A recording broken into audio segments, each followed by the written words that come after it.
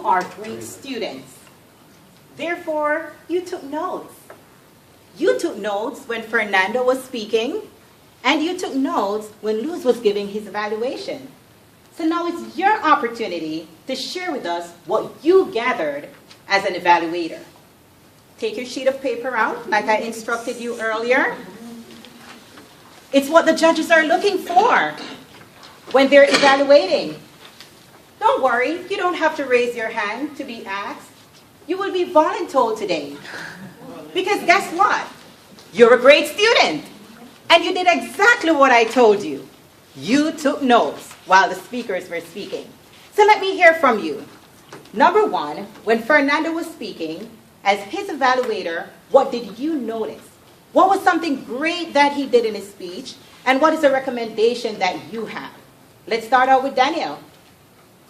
You want me to comment on the evaluation? Just real quick. That he gave the good, the bad, the indifferent, which is very important.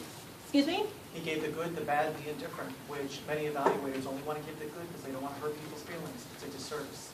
Wow. How about Diane? What did you observe, either from Fernando's speech or his evaluator? I like the fact that he started out with positive things that Fernando did, but he very carefully segued into the recommendation, and he was very warm about it and polite, and we encourage each other, and I felt his manner was encouraging. Wonderful. How about David? I didn't take notes. Honesty is important, but David, you're going to impromptu, if there's such a word, share with us at this moment. It was an excellent evaluation. He's one of the best evaluators in the district. He's been certified one of the best evaluators in the district.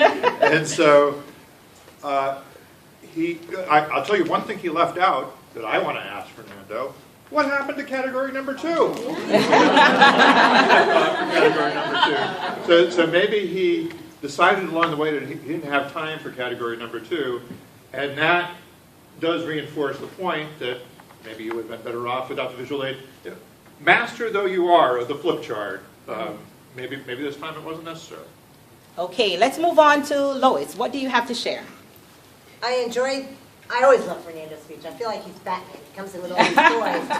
And Louis, you did a great job. The one thing I think I would have liked to have seen instead of 1, 2, 3, and 4, I would have liked the words up there. Because I think it was kind of difficult to follow through because, you know, it's late in the day. By the time we get to number 4, we're all thinking, what was number 1 again?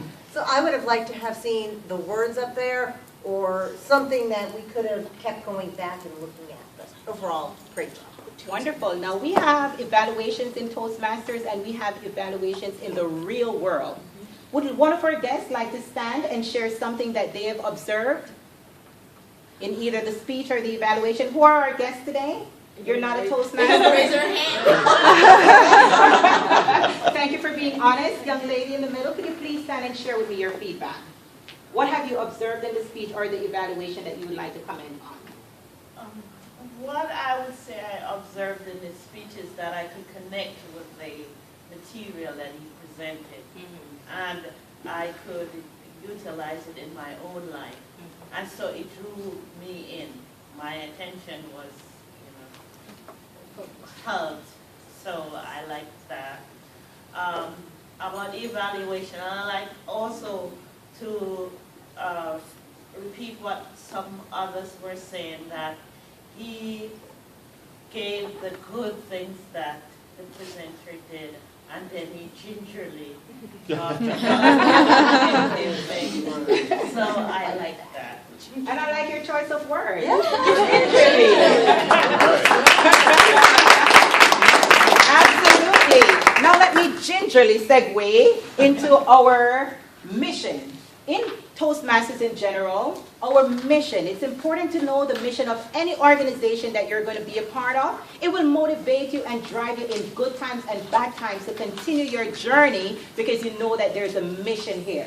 So our mission, as you notice on our program in the back, it says to provide a supportive and positive learning experience in which members are empowered to develop, not overnight, but to develop their communication and leadership skills resulting in greater self-confidence and personal growth.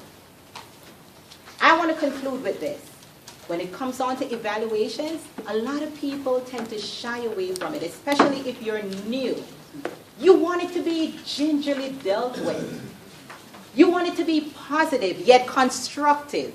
So always bear in mind as an evaluator that whenever you're giving an evaluation, it does not only limit to what you say verbally, but you have the opportunity to provide additional information in writing to that person and continue to encourage them along the journey.